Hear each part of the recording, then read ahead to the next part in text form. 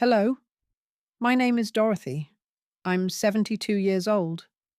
And 3 months ago, my daughter told me to eat less and handed me a list of chores like I was the help. I used to be a librarian, respected independent. Now I sleep in her garage and ask permission to drink tea. If you're older, if you've ever felt invisible in your own family, you might understand what I'm about to say. The tea tasted like plastic, and the cup wasn't hers. Dorothy held it carefully, the flimsy thing barely warming her palms. It was shaped like something meant for a child's tea party light, hollow, unceremonious. Not the familiar weight of the porcelain mug with faded violets that had survived 2 moves a near kitchen fire and 40 years of mornings beside Harold. That cup was nowhere to be found. Outside the window, frost clung to the corners of the glass. The world was silver and unmoving, but the kitchen behind her hummed with efficient silence, stainless steel white cabinets, a fridge that blinked like a server rack. It was Melissa's domain now, this place, even though Dorothy technically lived here. She sat down slowly at the edge of the table, careful not to scrape the chair. The scent of eucalyptus and bleach hung in the air, faint but constant. "Drink less, Mom." Melissa's voice floated in from the hallway light, and pleasant as ever. "Tea keeps Grandma awake, and it bothers the little girl." Dorothy looked down into the cup. The tea was already cooling.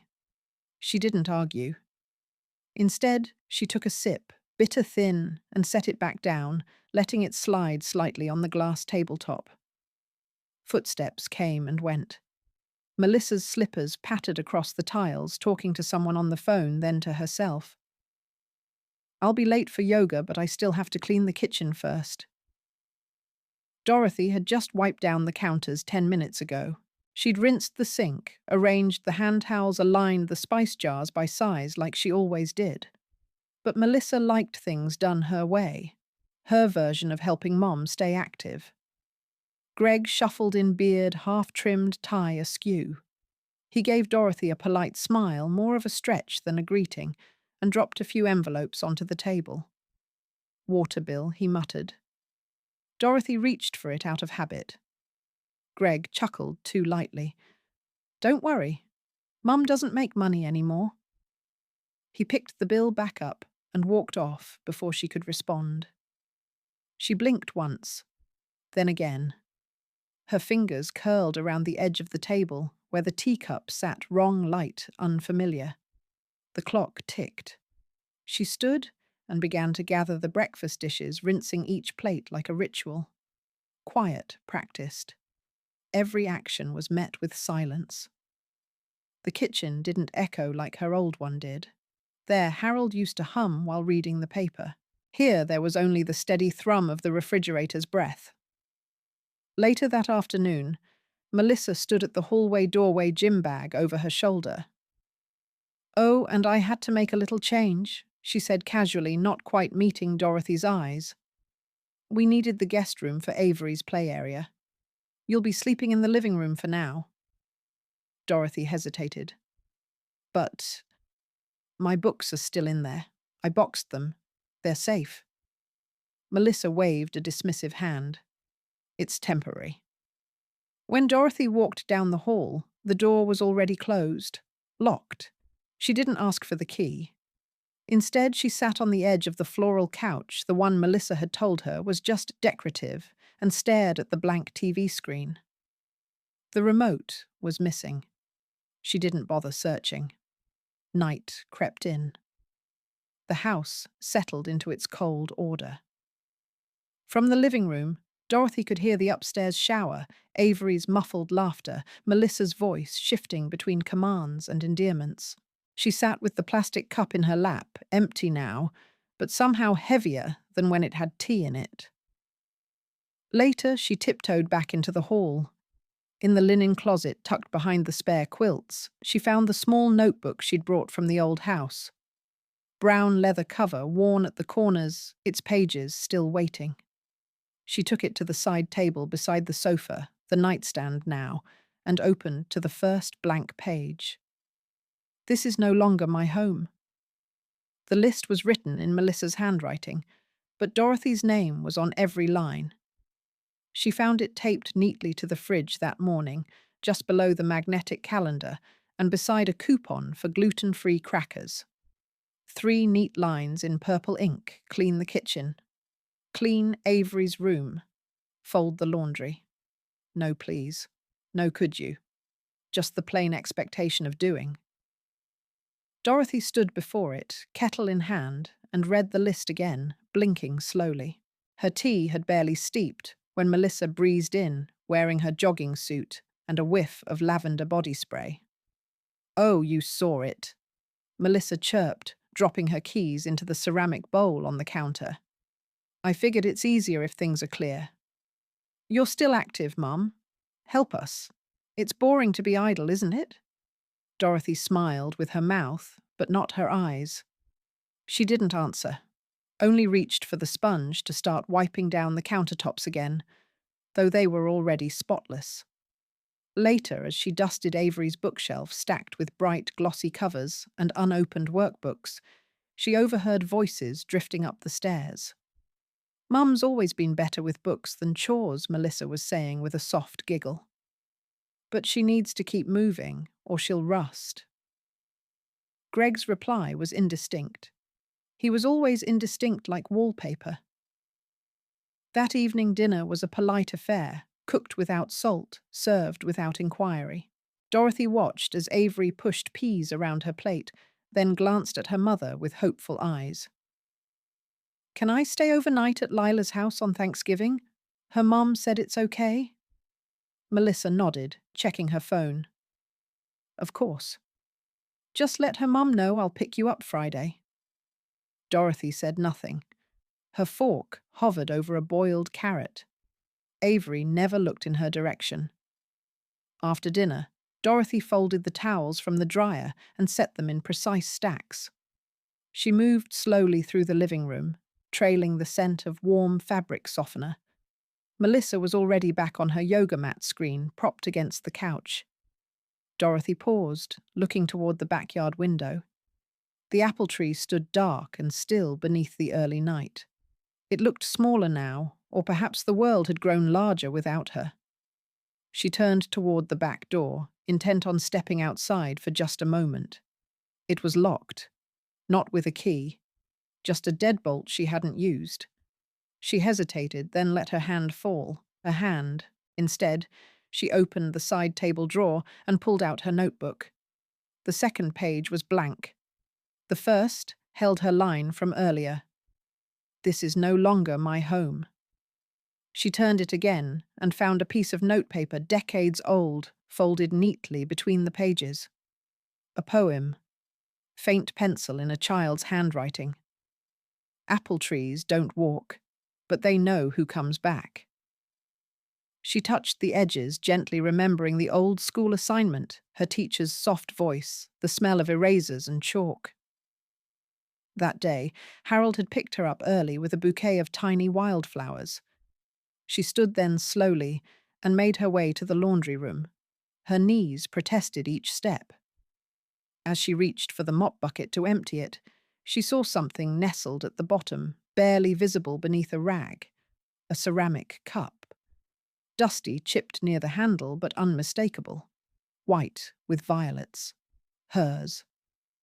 Her breath caught. She reached in carefully and lifted it with both hands. The handle still fit her fingers perfectly. She washed it gently, not speaking, not smiling. No one noticed.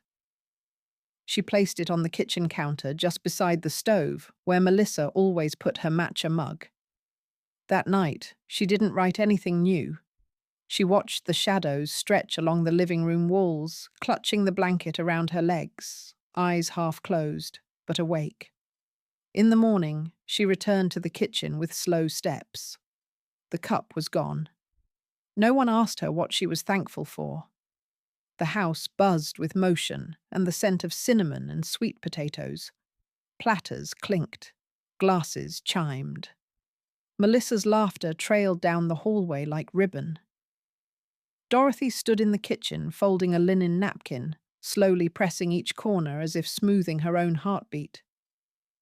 When Lel was alive, he would lean toward her during Thanksgiving dinner, voice soft and full of mischief, and whisper, "What are you thankful for this year, Dot?" And she would pretend to think, just to watch him wait. But no one asked this year. The oven timer beeped. Dorothy pulled out the casserole with careful hands, setting it on the stovetop among 3 other dishes she'd made that morning. Apple sage stuffing, butternut squash soup, her signature cranberry chutney, and an old family recipe baked sweet potatoes with brown sugar. Melissa walked in just as Dorothy wiped her hands. "Perfect timing," Melissa said brightly. "Oh, good, you remembered the stuffing. Let me introduce it like we rehearsed." She turned to the living room where her guests were sipping wine. "Everyone. My mum loves to cook." I said, "Let her have her fun, right?" Dorothy kept her face still. There were 6 seats at the large dining table, all set with gold-trimmed plates and elegant cloth napkins folded into fans. The 7th setting, a smaller plate and mismatched silverware, was placed on the narrow counter at the edge of the kitchen beside a stool with a crooked leg. Mom Melissa said gently, "You don't mind the bar stool, do you? I figured you'd want to be near the food." She winked like it was a shared secret. Dorothy nodded. "Of course." She settled onto the stool knees, stiff. From her angle, she saw the side of Greg's shoulder and the back of Avery's head. The guests laughed at something Melissa said about her yoga instructor and the cranberry cleanse. No one turned to see if Dorothy had wine in her glass. She didn't.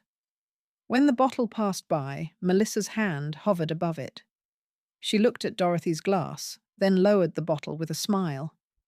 "You probably shouldn't, Mum. Heart medication." Remember, Dorothy didn't remind her that she hadn't taken heart medication in 2 years. Greg raised his glass. "To family, and the person who made this night so smooth." Everyone echoed cheers. No one looked her way.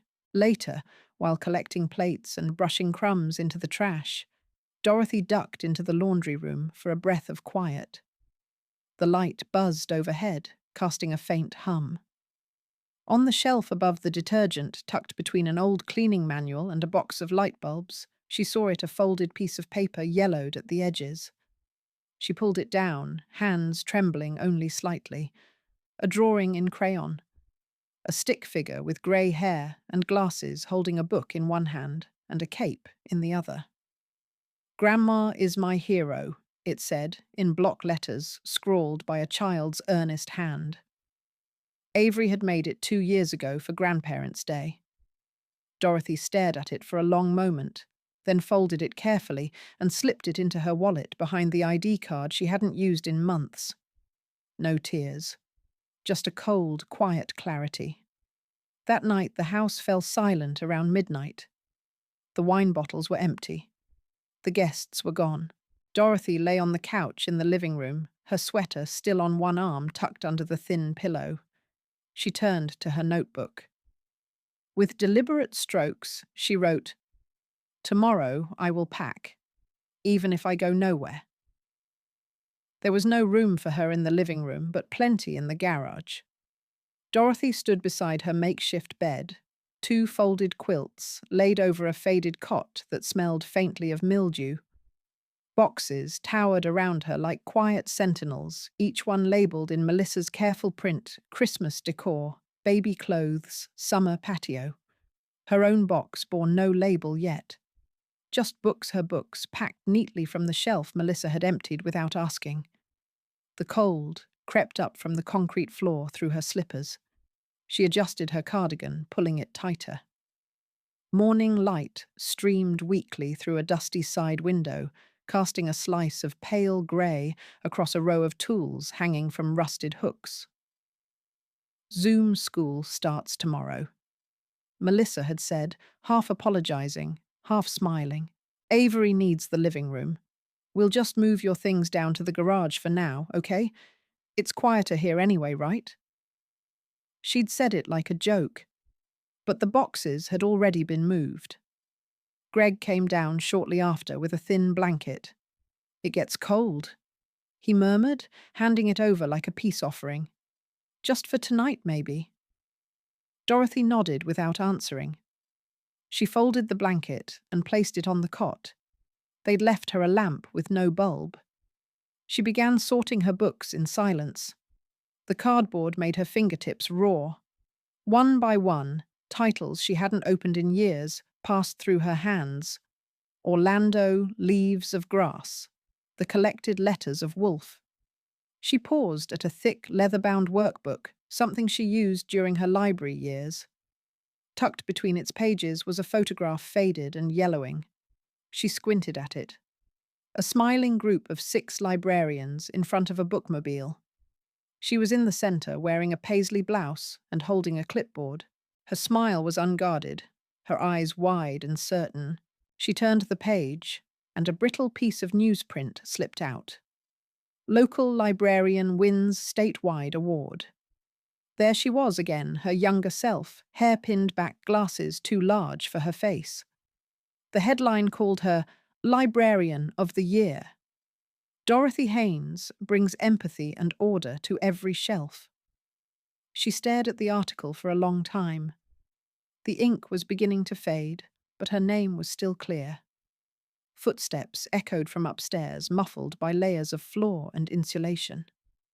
Melissa's voice floated down, faintly laughing with someone on the phone. "Mom always says she doesn't need anything but quiet, so we gave her quiet."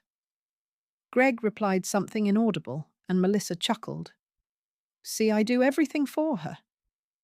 Dorothy sat down on the edge of the cot. The engine oil smell thickened as the sun warmed the garage ever so slightly. Her hand found her notebook beneath the quilt, still opened to a blank page. She picked up the pen and with a steady hand wrote, "If I could file complaints, this would be case number 1. The post-it said, "Chicken soup only, low sodium, 1 cup." It was stuck gently on the lid of the ceramic pot, pale pink, with Melissa's handwriting looping like it had something kind to say.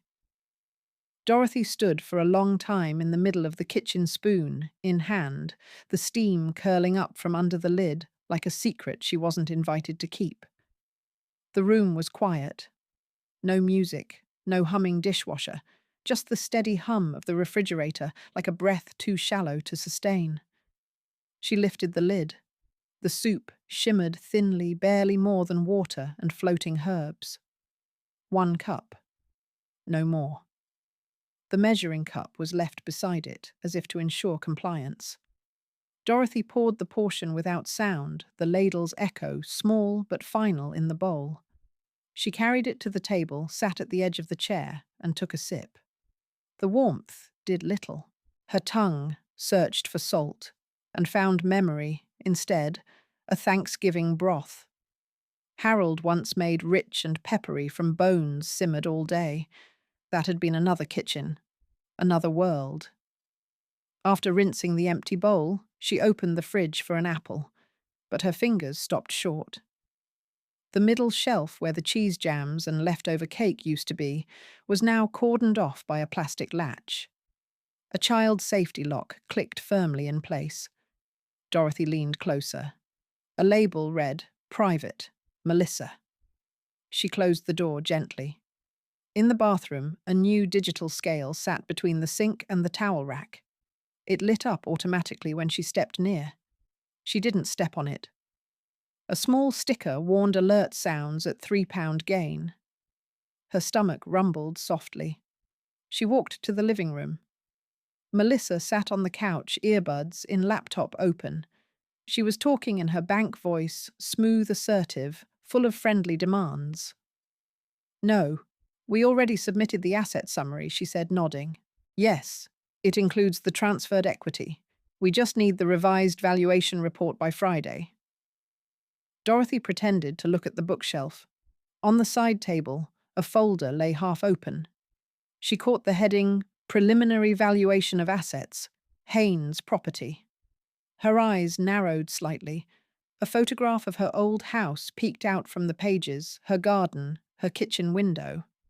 Greg walked in and saw her glance. With one smooth motion, he closed the folder. "That's just a loan plan," he said, with a soft chuckle. "Don't worry, Mom. We can only handle the assets you gave us. Nothing more."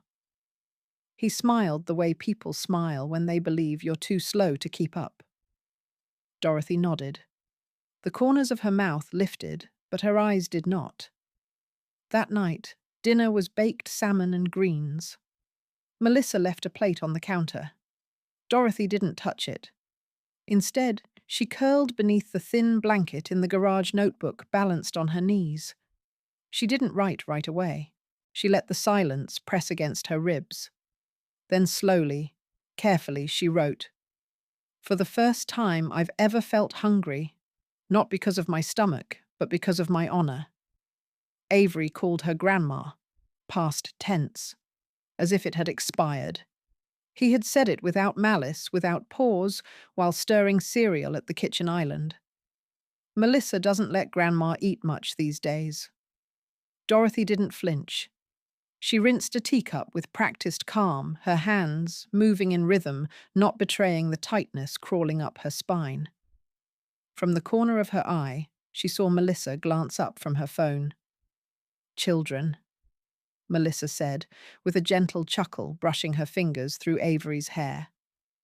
"So talkative, aren't they?" Avery didn't look up. He continued eating. The snow had started that morning, quiet, thin flakes floating like forgotten notes. Through the window, the apple tree in the backyard was bare, its branches thin against the white sky. Dorothy watched it as she poured warm water into a chipped mug. Her name wasn't written anywhere on it. She wrapped a scarf around her shoulders and walked back to the garage, her breath visible in the air. The garage was colder now. Even the blankets seemed to have given up their warmth. She pulled the notebook from beneath her pillow, flipped through the first few pages. Lists, phrases, questions. She turned to a blank page and wrote December 4th, the first snow. Avery said, "Grandma, like I no longer am." Then she paused, underlined the sentence. For the first time, her pen pressed harder, the ink darker. Later that afternoon, she wandered into the hallway closet and quietly tried the combination on the safe. 4 digits, a birthday, her birthday. The lock blinked red. Denied. She tried the anniversary date. Again, red. Footsteps. Melissa's voice behind her, syrupy and unshaken. "Oh, don't worry, Mum. I changed the code, just to help you out. You're forgetful lately, remember?"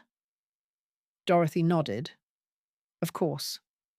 I'll keep it for you," Melissa added, as if sealing a kindness. "Don't be mad." Dorothy said nothing. Her silence was a folded napkin set aside until needed. In the upstairs storage room, dusting off old boxes, Dorothy found a thin folder wedged between 2 binders. Faded, bent at the corners. Inside was a property transfer document, her signature at the bottom, but everything else in Melissa's handwriting. A memory surfaced of signing something casually at the kitchen table 2 years ago, when Melissa said it was just to simplify estate things, in case anything ever happened. That evening, Avery stood in the doorway to the garage holding a soccer ball. "Mum says maybe we can sell your house. Then we can buy a swimming pool." Dorothy turned slowly. "My house," Greg's voice called from the stairs. "Avery. Don't say that. Not yet." Dorothy didn't speak. She waited until the boy left, then opened her notebook again. This time she wrote with purpose. Every line, every name, every sentence they had said, copied with care, underlined, annotated. She used bold ink, the thick pen she kept hidden at the bottom of her bag. She filled an entire page. And when the ink finally bled through to the back, she stopped. She reached for the old suitcase in the corner, the one Melissa had said she didn't need anymore.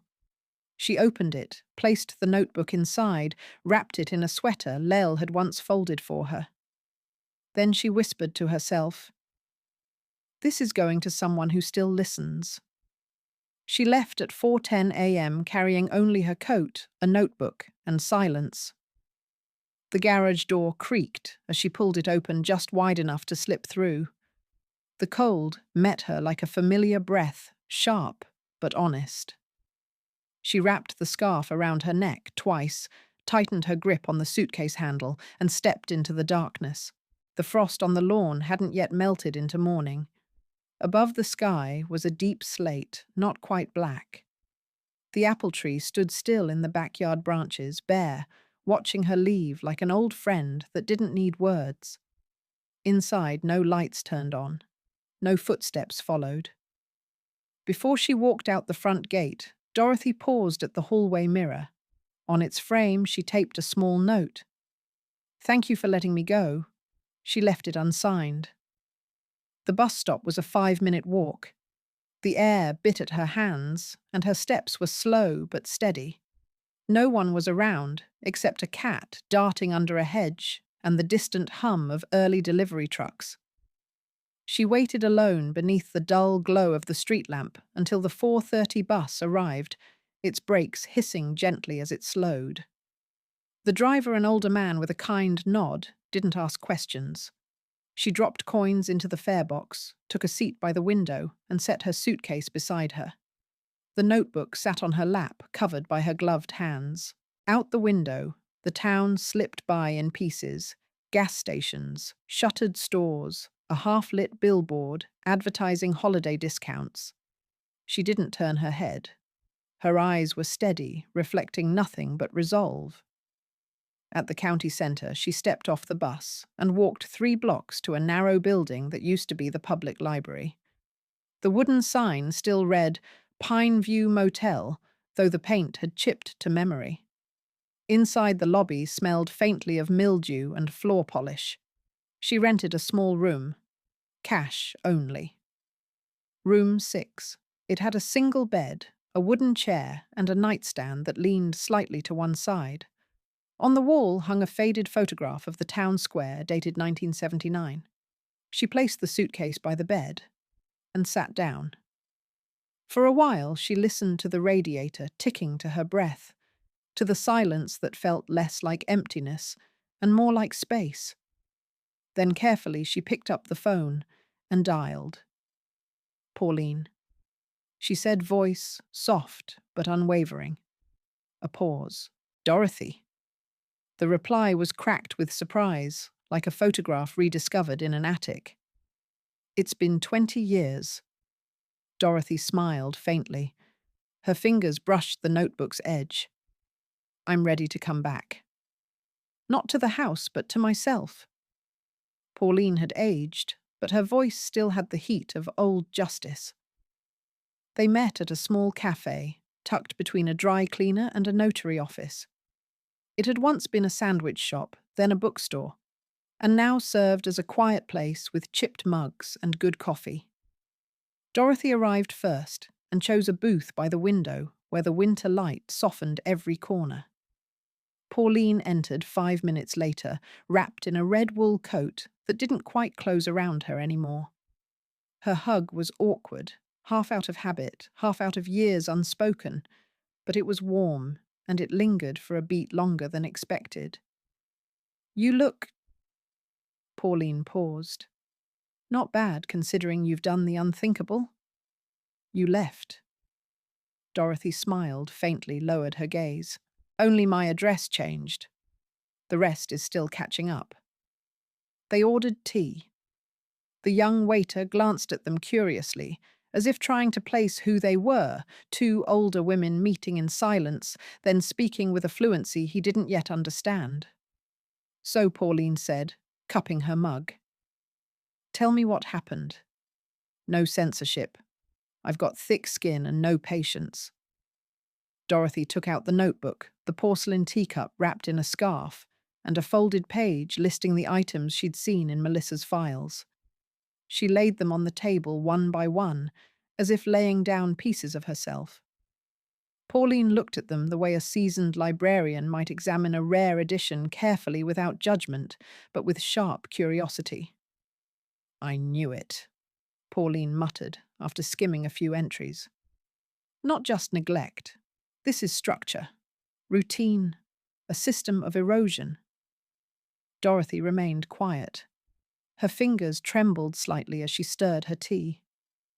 You remember the year you got pushed out of the library, Pauline asked. Because you reported Mr. Hamlin for falsifying the grant records. Yes, Dorothy said. They said I caused too much discomfort. And I said you were the only one with spine, Pauline replied. Still are. Dorothy looked up, her eyes brimming but dry. I thought I was just stubborn. Maybe I imagined things. You didn't. Pauline leaned closer. And now it's not a library director, it's your daughter. But the pattern is the same. Smile on the surface, control underneath. Dorothy reached for the notebook again, opened to a page with thick handwriting, December 4th. Property transfer. Safe code changed. Avery said Grandma past tense. Pauline nodded slowly. I work with an advocacy group now, mostly seniors, who've been pushed out, manipulated, discredited. It's quieter than activism, but louder than silence. She pulled a paper from her purse and pushed it across the table. Dorothy picked it up. The header read, Legal Aid Request Form, Elder Exploitation. For a moment, her breath caught. Don't worry, Pauline said. Just a few copies, a few signatures, and you'll have a file. You don't even have to take action yet. But you'll have a name, a record. Dorothy traced the top edge of the paper with her fingertip. It felt too formal, too sharp, like something irreversible. She whispered, Do you think? Am I betraying my child? Pauline didn't flinch. She looked her in the eye, steady as snow. Or did your child betray his mother? She pressed the button and watched her life become legal. The machine buzzed, then hummed, drawing in the first page of the notebook with mechanical certainty. Its light slid beneath the cover like an X-ray, each flicker preserving a fragment of Dorothy's truth. The community legal office was nearly empty. Just one old man sleeping in the waiting chair and the young clerk behind the desk, polite but without unnecessary warmth. He wore a grey sweater with a snag on the left sleeve and looked up only when Dorothy approached. She had come alone this time. Pauline had offered to go in with her, but Dorothy asked her to wait outside. She needed this step to be hers. The photocopier sat in the corner, humming with faint static. Its surface was scratched, and one button stuck slightly when pressed. But it worked reliably, audibly. A machine that didn't argue or explain. It just preserved. Dorothy opened her notebook with care.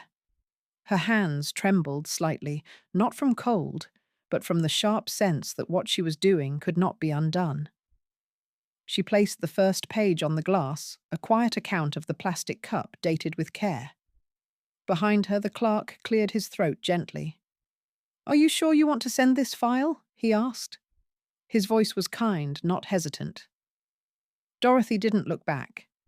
Yes, she said. This is how I say it, not with my mouth, but by saving it. She continued page after page notes in her precise handwriting, direct quotes from Greg and Melissa. Dates next to pink post-its, a photograph of the broken porcelain cup retrieved from the mop bucket, and a copy of the property deed she'd once found folded under a stack of winter linens. The young man helped feed some pages through the document feeder, smoothing out the corners. He didn't ask for clarification. He didn't raise his eyebrows. When the last image slid through the faded photo of her as librarian of the year, Dorothy exhaled slowly.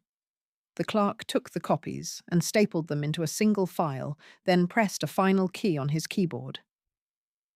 You'll get confirmation by mail, he said. We don't guarantee what happens next, but you did it right. Not everyone remembers this well. Dorothy didn't respond. Instead, she looked at the last copy, still on the tray, slightly warm from the machine. She picked it up, held it lightly in both hands, and whispered, "Melissa will see this before I say a word." The envelope was thick-stamped official and addressed to Melissa Hayes. It arrived on a quiet Thursday morning, slid between the grocery ads and a card from a dental office. Melissa pulled it from the stack with her left hand, while flipping pancake batter with her right, not registering its weight until she placed it on the counter. The bold, blocky typeface didn't match any of the soft script mailings she was used to. She stood still for a beat. The pan hissed. Greg sat at the table, sipping coffee, scrolling through his phone. Avery munched cereal eyes on a tablet. The house, modern and tidy, felt too quiet for a moment. Melissa opened the envelope with the knife she usually reserved for trimming cake edges. Inside, there was a 2-page notice preliminary filing, Elder Concern Report. A cover sheet from the local legal aid office, followed by typed excerpts, clear quotes, dated notes, a reference to dietary restrictions, and a line about removal from private quarters without consent. Her hand tightened. The edges of the paper trembled slightly. Greg looked up. "What's that?" She didn't answer. He walked over and read behind her shoulder. "Elder Abuse Report." Melissa's voice cracked low and sharp. She actually filed it. Greg leaned back. "You reported me. Why didn't you just say it?" Melissa turned to him, eyes wide. "You think I did this? This is her always overreacting, always twisting things, sensitive to everything." Her laugh was too quick, too light. "A plastic cup and a garage do not make a prison." Greg didn't respond. He walked back to his seat, his face unreadable. Avery glanced up from her cereal. "Mum, why are you mad?" Melissa didn't answer. She left the envelope on the counter and walked into Avery's room. The light filtering through the window hit a small cardboard box at the foot of the bed. She opened it, a tangle of markers, beads, paper stars, and buried under a drawing pad was a folded piece of cardstock. She recognized the childish handwriting immediately. "Grandma is my hero." The card was worn, edges curled. A sun drawn in yellow crayon beaming over a crooked house. Melissa stood still, the card open in her hands. Behind her, Avery's footsteps padded softly in. "Did you draw this?" Melissa asked, not turning. Avery hesitated. "I think a long time ago." Melissa closed the card gently and slid it back into the box. That afternoon, while Greg took Avery to a playdate, Melissa sat alone at the dining table. The official letter rested beside her, now read twice, annotated with uncertainty. Finally, she picked up her phone. When Dorothy answered, there was only the quiet rustle of air between them. Melissa's voice was low. "You can stop, if you still think of me as your daughter." Dorothy waited a beat, then said, "Yes, I am your daughter. But you are also your own mother." Avery didn't tell anyone she had opened the second envelope. It had been slipped between her sketchbook and an old bedtime story she hadn't touched in a year, carefully tucked in a plain white envelope with her name written in the familiar, gentle loops of her grandmother's handwriting. Avery Elise Hayes. No stickers. No hearts. Just care. Melissa had left for the afternoon, saying she needed time to breathe. Greg was in the garage hammering shelves into compliance. The house was full of silence, the kind that only a child notices when everyone is trying too hard not to speak. Avery sat cross-legged on her carpet, the envelope balanced on her knees. Her fingers hesitated at the edge of the flap. She didn't know why it felt like opening a secret, only that it wasn't something she wanted to do quickly. Inside was a single page, not typed, not official. Just written in ink, slightly faded in places. The words didn't shout. They didn't even ask. "Dear Avery, I hope this finds you when no one is watching you too closely.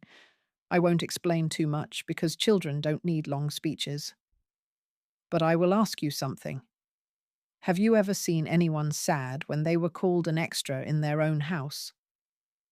Avery paused, her brow furrowed.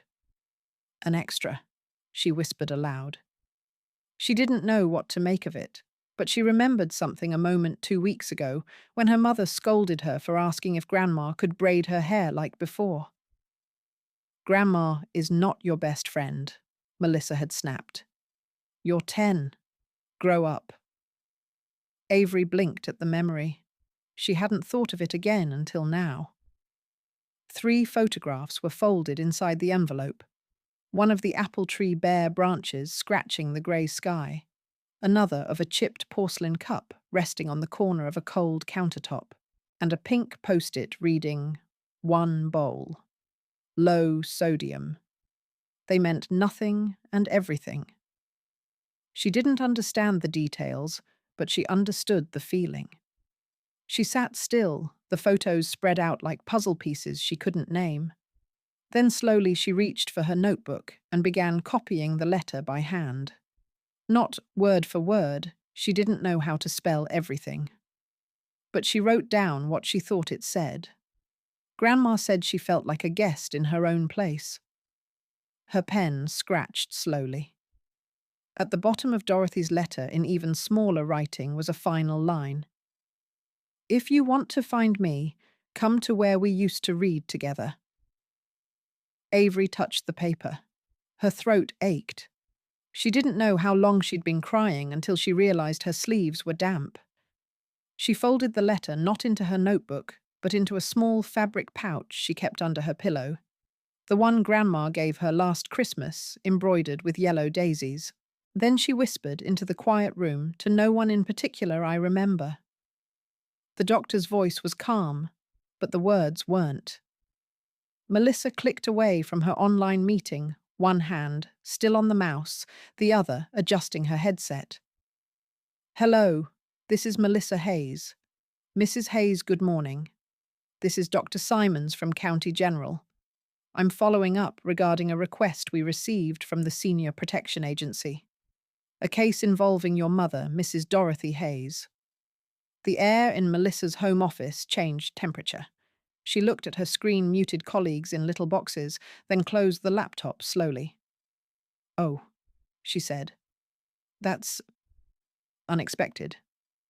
Yes, said the doctor. His voice was measured. It appears your mother listed you and your husband in a report. We were asked to confirm her mental and cognitive status. Melissa cleared her throat. Look, I don't know what she told them, but my mother's always been dramatic. She's forgetful, and honestly, she's been through a lot. I wouldn't rely too much on her version of things. There was a pause on the line.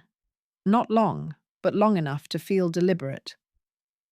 Mrs. Hayes, Dr. Simons said gently, Your mother completed a full cognitive evaluation 2 months ago. The results were well within normal ranges for her age. Her reasoning, memory, and awareness all tested strong. Melissa blinked. What? No, that's not possible. She barely remembers where I keep the salt. She didn't forget any detail about the date you moved her to the garage, the doctor replied, or the specifics of her medication. From the hallway, Greg's footsteps approached. He leaned against the doorframe silently, arms crossed, a coffee mug untouched in his hand. She's destroying this family, Melissa muttered, covering the mouthpiece with her palm. What does she want from us? The doctor continued unfazed. I'm not here to argue, Mrs. Hayes. I'm simply saying your mother is of sound mind. Whatever decisions she's making legally, medically, she's entitled to make them. She asked that we send confirmation of her status to the agency and to you. Melissa sat down slowly. You think I did something wrong? There was a click in the doctor's voice. Not harsh, just settled. Let me ask you something, Melissa. What kind of family feeds their mother cold soup in the garage? Melissa froze. Greg's hand tightened around his mug. Good day, the doctor said, and hung up. For a moment, the room stayed still. Then Greg stood up without speaking, and walked into his private room. Melissa stared at the dark screen of her laptop, then down at her hand. It was trembling. She grabbed her phone, scrolled furiously, and dialed her lawyer's number. Her voice was tight, almost steady. "It's Melissa. I need to talk about options." She waited on the public bench, the same one Melissa used to cry on as a child. The stone was still there between the two apple trees, worn smoother now, with flecks of moss that refused to die even in winter. Dorothy sat wrapped in a grey wool coat, her hands resting over the notebook in her lap. Evening light fell gently through the bare branches above, casting long, slow-moving shadows across the path. A soft breeze pushed dry leaves across the walkway. Behind her, the old iron gate creaked, and a figure approached hesitantly, but without turning back. Melissa stopped 5 paces away, her coat buttoned high, a red scarf tight around her throat. Her eyes were guarded, face unreadable. "I don't understand why you did that," she said, not moving closer. Dorothy didn't reply right away. She patted the empty side of the bench. "This isn't for records. Not for reports or lawyers. This is just for your mother." Melissa stood frozen for a few seconds more, before sitting carefully like the stone might bite. There were still 5 inches between them, but it was the closest they had been in weeks. Dorothy's voice was soft. "Why did you hide the code to the safe?" Melissa looked down at her gloves. "Because you left everything in a mess. There were papers everywhere, and you said you didn't want to deal with it. I thought I was helping." Dorothy's lips barely moved. "I once left Avery in the supermarket. She was 5. You were furious with me, but you didn't change the locks on my house." Melissa blinked, her jaw tightening. "That's different. Is it?" Dorothy asked. Silence settled over them. Behind the trees, Pauline stood quietly in her coat, leaning against a lamppost, far enough not to intrude close enough to witness. Melissa's voice cracked. "You know I'm not a bad person. I organized everything because I thought it was best. Do you think I did it because I hate you? Do you really believe that Dorothy turned to face her?" Her eyes were calm, but not soft. "Do you think I'm accusing you of hatred?" Melissa's voice grew louder. "Then why? Why the notebook, the letters, the files? Why all that?" Dorothy breathed in deeply. "Because love isn't supposed to be blind. If love means putting someone in a corner, giving them soup with rules, calling them confused, taking away their voice, then I'm sorry, Melissa. I don't need that love anymore." Melissa's eyes welled up, but no tears fell. Her hands were clenched tight in her lap. They sat that way for a long time, the wind curling around their shoes. Finally, Melissa asked quietly, "So what do you want now?" Dorothy looked up at the street lamp flickering on. "I want to be an adult, to be trusted, to be quiet." Avery brought 3 apples in a paper bag, just like they used to do. The paper crinkled softly in her small hands as she stood at the edge of the front step. Snow dusted her shoulders, fine and slow, like powdered sugar over quiet things. She looked up at the door of the small rented home, not her grandmother's house, not yet, but a place that smelled faintly of books and cinnamon. Dorothy opened the door, wearing a thick cardigan with one sleeve slightly longer than the other. Her smile didn't stretch far, but it was warm and certain. "Avery," she said simply. "Hi, Grandma," Avery replied, lifting the bag slightly like an offering. "I brought something." Dorothy stepped aside without asking questions. Behind her, soft clinks of cups could be heard Pauline moving around the kitchen, boiling water, setting 2 mugs on the table, never interfering. The living room was small, but had what mattered: a reading lamp, 2 chairs, and a faded photo of a library shelf hanging crooked above the fireplace. Avery placed the paper bag on the table. "They're from the market. not from the tree. But I thought maybe you'd still like them. Dorothy ran her hand gently over the paper. They look perfect. They sat together, not touching, but close. Dorothy opened an old book, one of those thin story collections with worn corners, and they took turns reading aloud. Avery tripped over some words, but didn't stop. Dorothy didn't correct her. I don't understand everything Avery said somewhere near the middle of the story, but I remember you're a good person. Dorothy nodded, remembering matters. Avery reached into the bag and pulled out an apple. Every time you're angry, she said, with a small grin, peel one. Dorothy raised an eyebrow. Avery placed 3 apples into a white bowl at the table's edge. One for the past, one for now, one for if you don't know what to do next. Dorothy stood quietly and fetched a paring knife from the drawer.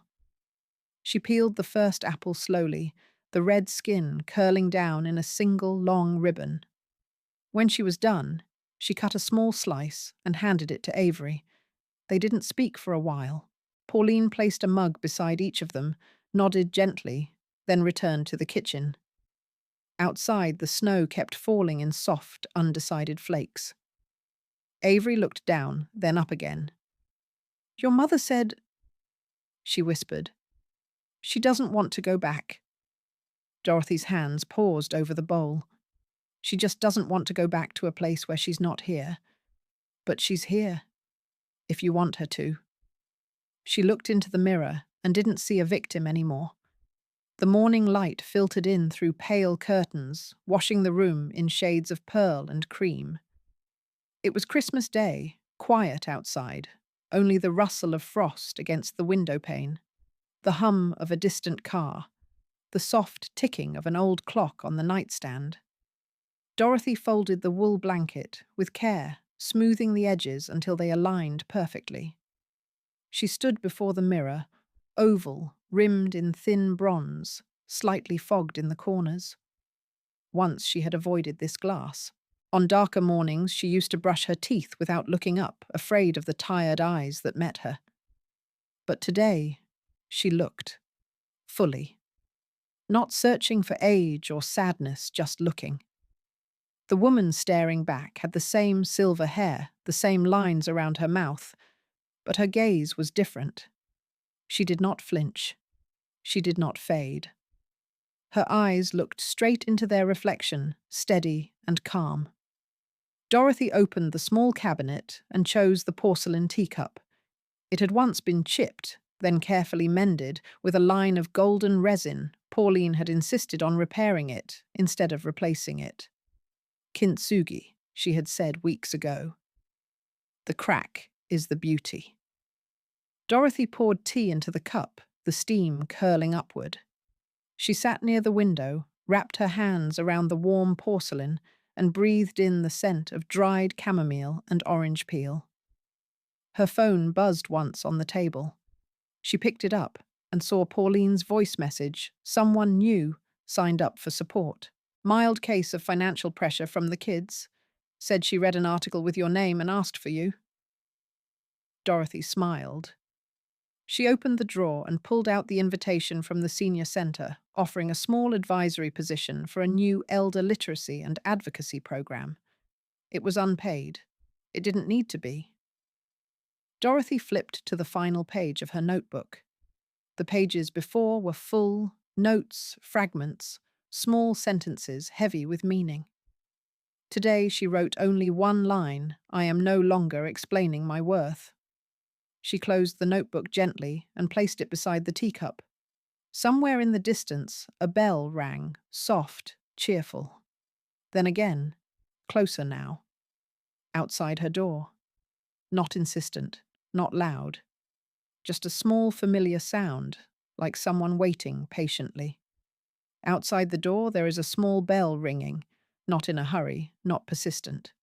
Dorothy smiles. I know that sound. There were still apples on the counter. Still winter outside. But nothing else stayed the same. The afternoon light stretched long across the floor of the small support room, casting soft gold on the wooden table. The heater hummed gently in the corner. Outside, voices rose and fell. Greetings exchanged coats, shaken off chairs slid back into place. It was the kind of everyday movement that once made Dorothy feel unseen. Now she simply let it happen around her undisturbed. On the table sat a bowl of apples, three, their skins smooth and red, catching the light like tiny suns. The same kind of apples that used to sit untouched on Melissa's counter. But these had been chosen, not arranged. Dorothy poured tea into two porcelain cups. One was hers, patched with gold at the handle. The other was plain, but warm. Across from her sat a man in his late 70s. His coat still buttoned his hands, resting anxiously on his knees. He looked at the cup, then at her. "I'm not sure what to say," he muttered, his voice low. It's been a long time since anyone listened. Dorothy didn't rush. She placed a slice of apple onto a saucer and slid it gently toward him. "Have you ever felt invisible?" He asked, his eyes not quite meeting hers. She nodded. "Yes. But then I learned to make myself clear before anyone else sees me." He blinked. Something shifted in his shoulders. They drank in silence, bit into the apples, sharp, crisp, and real. From down the hall came the soft thud of boots, a whisper of laughter, then a knock, small, polite. Dorothy stood and opened the door. Avery stood there in a green coat, cheeks pink from the cold, holding a card with a crooked sticker of a snowman. Her hands trembled slightly. "I brought this," she said. "Mum." She didn't want to come, but she said it's okay now. She said we don't have to fix everything. Dorothy took the card without opening it. She didn't need to. Avery looked up. "You're not coming home." "But I know this is home." Dorothy reached out and drew the girl into a long hug, steady, quiet, the kind that said everything. From down the hall, Pauline peeked in, then turned away, letting the door drift slowly shut. Later, as the sky turned a gentle violet and the apples sat half-eaten on their plates, Dorothy opened her new notebook. She didn't rush. She didn't revise. She simply wrote the truth. At 72, I was told to eat less. So I started feeding my voice instead. She didn't return to reclaim a chair at the table, she built her own. The woman once folded into the background became the mirror for others still hidden. Justice may arrive late, but when it does, it stands taller than the silence that preceded it. No wall of comfort can excuse quiet cruelty, not when the truth has been recorded, copied, and mailed. If you enjoyed this story, don't forget to like, share, subscribe, and comment your thoughts below. Type 1 if you resonate with this story.